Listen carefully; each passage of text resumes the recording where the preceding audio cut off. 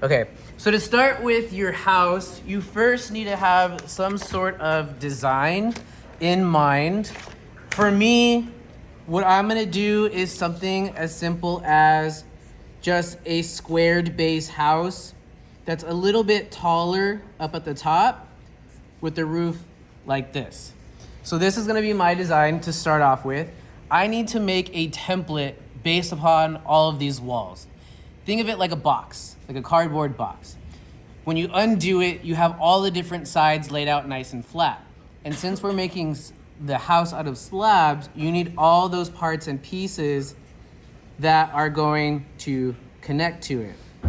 So you would need a base, you would need the sides, the front, and then you would also need a roof to go on top as well on each side. So this one all together is technically 6 sides. So we got 1, 2, 3, 4, 5, 6, 7. 7. But if you are planning on doing where your candle enters through the bottom, so you're just placing it on top, then you don't technically need this piece here. So then it would be 6 pieces. So I'm gonna show you how to measure it so that all of your parts and pieces are equal.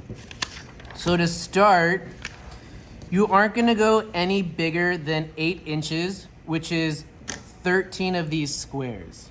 So we have 8 inches equals 13 squares, so don't go any bigger than that, which you're not really able to because one of the sides is only 1, 2, 3, 4, 5, 6, 7, 8, 9, 10, 11, 12, 13, 14, 15, 16. So make sure you're not going any bigger than that, and that should be the tallest point of your template. So I wanna start off with the sides first. And to make this a little bit easier, I'm going to think of this as if I have a base. So I'm going to do 8 squares all the way around for that base. So I'll have an 8 by 8 bottom piece. But I'm not actually going to make it. But I do want the side to match that. So I would count 8 squares so that it connects to it. So 1, 2, 3, 4, 5, 6, 7, 8. And then I'm going to do this piece here. So I'm gonna do the front side first. I want something a little bit taller, but notice here and here are not the same length. So I need to go a little bit different. So I'll start off with 10, because I think 10 is a good number. 1, 2, 3, 4, 5, 6, 7, 8, 9, 10. And I'll get this general shape here. So now I have a 8 by 10 front, and my back is gonna match the same. But I need this pyramid piece, this top of the triangle of that house for that roof. So I'm gonna go in the middle halfway, which is 1, 2, 3, 4, because it's 8. And I'm gonna go all the way to the end here, which is 12. Connect this to this side and this to this side. Now your roof might be more slanted, it might be a little bit longer, that's okay. So this is a 8 by 10 by 12 side, which gives me this one and this one here, okay? Now I'll do this one. If this is 8 here, how long or how tall should this side be if I did 10 there and then 12 here? Should be 8 by what?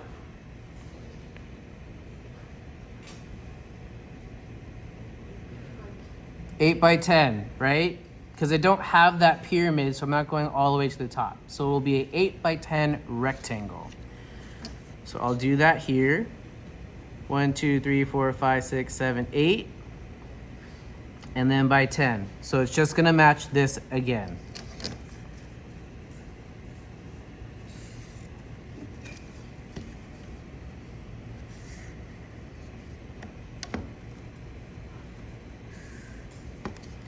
So I've got 8 by 10. This is my sides here. And I'm going to need 2 of these. This is the front and the back. I'm going to need to cut out 2 of those. So there's 4 of my pieces. I need 2 more. I need the roof. So you're technically going to need another grid paper in order for it to fit.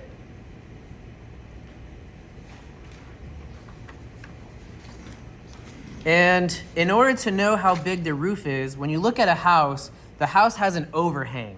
There's a little spot where when you walk underneath it, you're still covered by the roof. It's not exactly to the wall of the house. It extends past that wall. So really what you're gonna wanna do is make something that's a little bit longer than what it actually is. So you're gonna extend it out that way, if that makes any sense. And we're gonna extend it out the other way too. So this is diagonal. I don't know how many squares that actually is because this does not equate to the same number. So I'm going to take a ruler and just hold and mark where I think it's gonna be ending. So it's about like 2 and maybe 5/8 or 6/8. And I'll look on the grid paper and hold it. And it actually gives me close to 1, 2, 3, 4, 5 squares itself. So this is actually 5 squares long here. But we need an overhang. So I'm gonna go 1 square extra. So that means I'm going to do 6 instead. So 1, 2, 3, 4, 5, 6. And then the length of the house is 8. But I would want there to be an extra extension on this side by 1 square and this side by 1 square. So instead of 8, I'm gonna do 10. So this is going to be 6 by 10. 1, 2, 3, 4, 5, 6. 1, 2, 3, 4, 5, 6, 7, 8, 9, 10. Wait, 1, 2, 3, 4, 5, 6, 7, 8, 9, 10. I knew that was weird.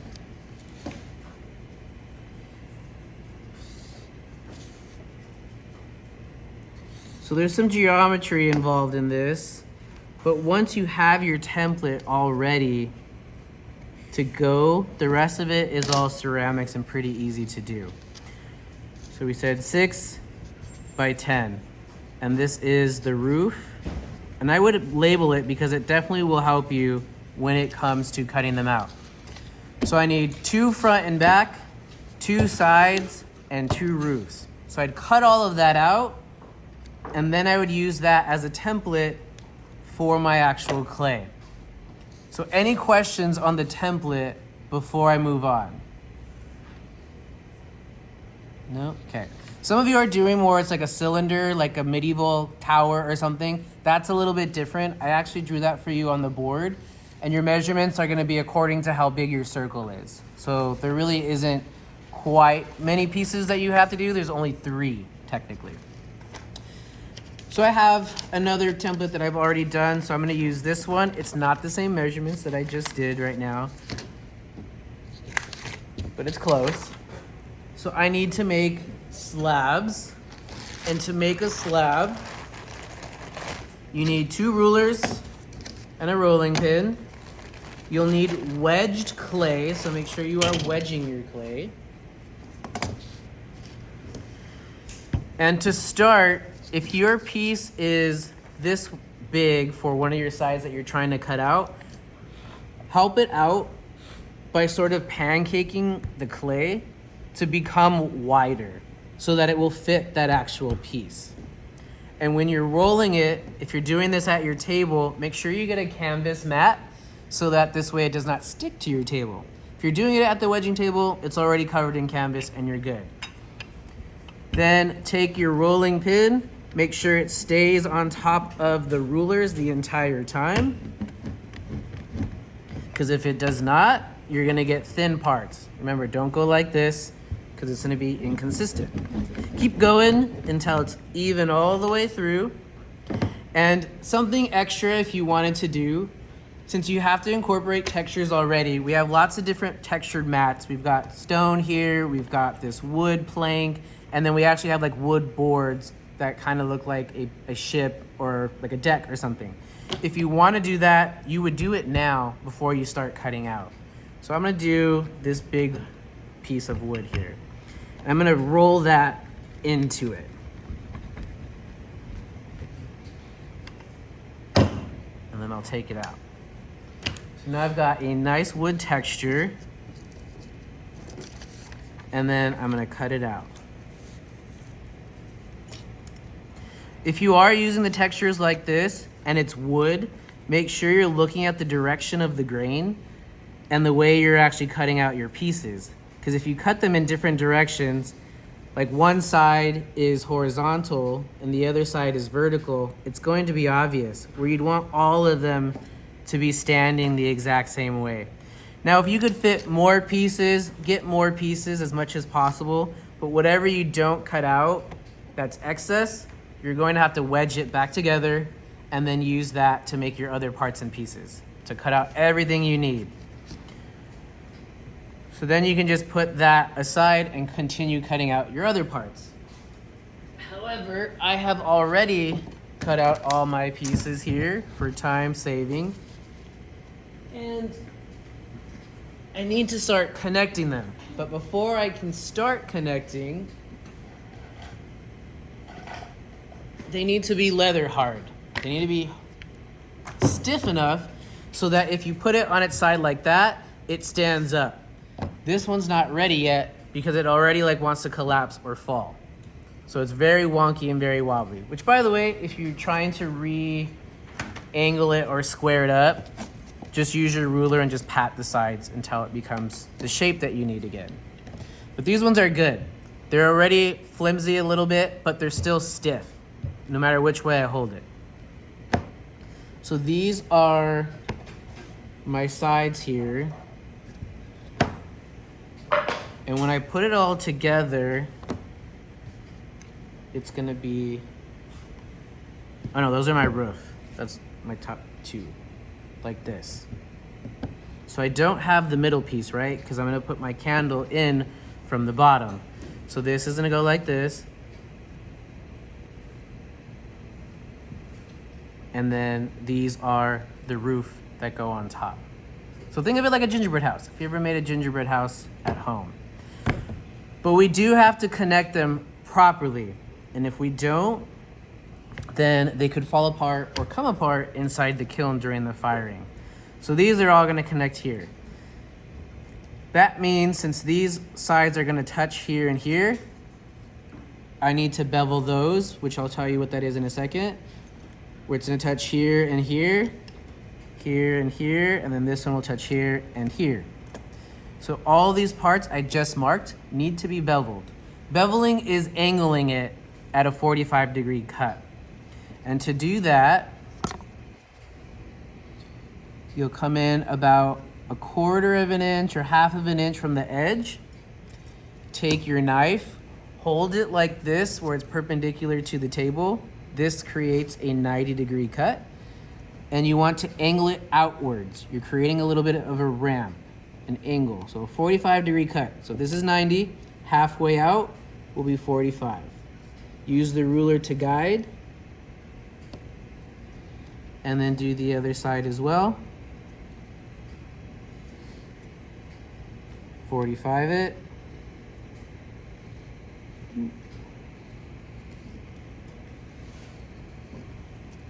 I'm just gonna do these two pieces here since these are the ones I'm going to connect. But I would suggest doing all of them at the same time. So if you mark it like I did, like this one's gonna connect to this one's gonna connect to that one, then you'll get all of them cut out first and angled. So it makes it a lot easier. You don't have to do it later, okay? So I would still do this side before I connect. Actually, I'll just do it now on this one.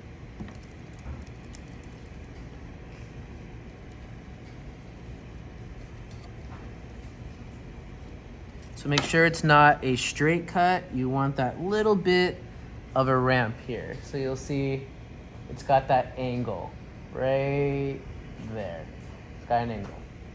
So that this way, when I fold them together, those two 45s are gonna meet up and they now make a 90-degree angle.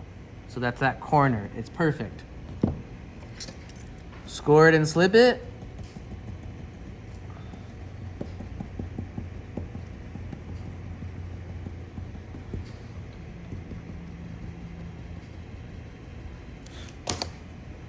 And then I'm almost finished here.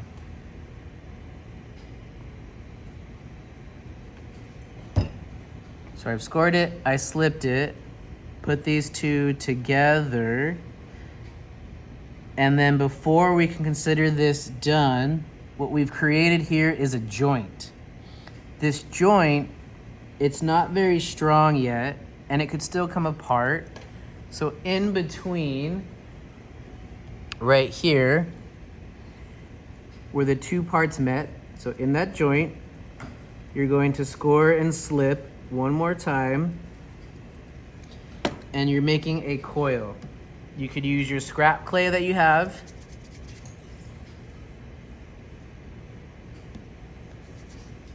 You're going to score and slip that one.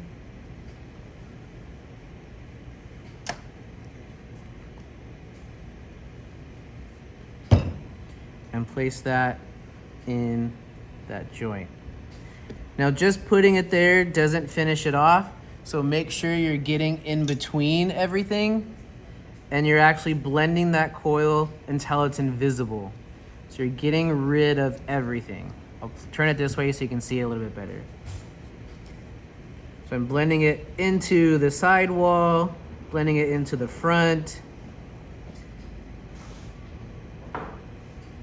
right here, and then getting rid of any excess that goes beyond the actual house pieces.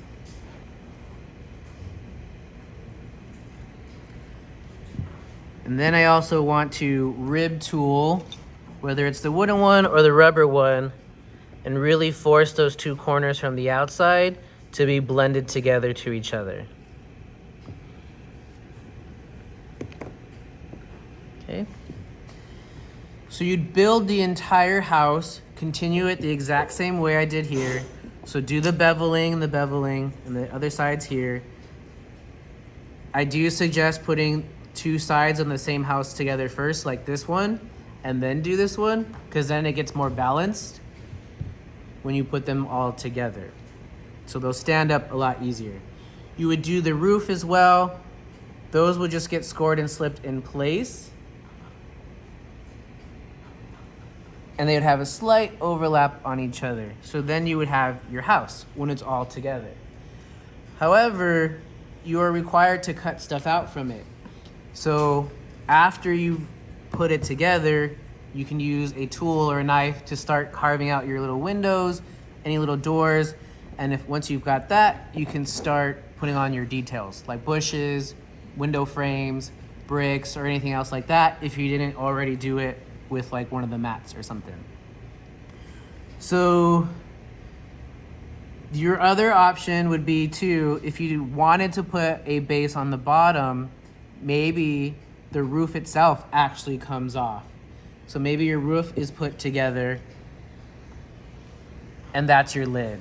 So then it just you take it on or take it off and put it back on, and that could be the lid, the roof. But you have to make sure you've cut all your parts and pieces out first, you've beveled them, and that they are leather hard so that they are freestanding on their own, but still soft enough so that you can blend them together. Is this clear?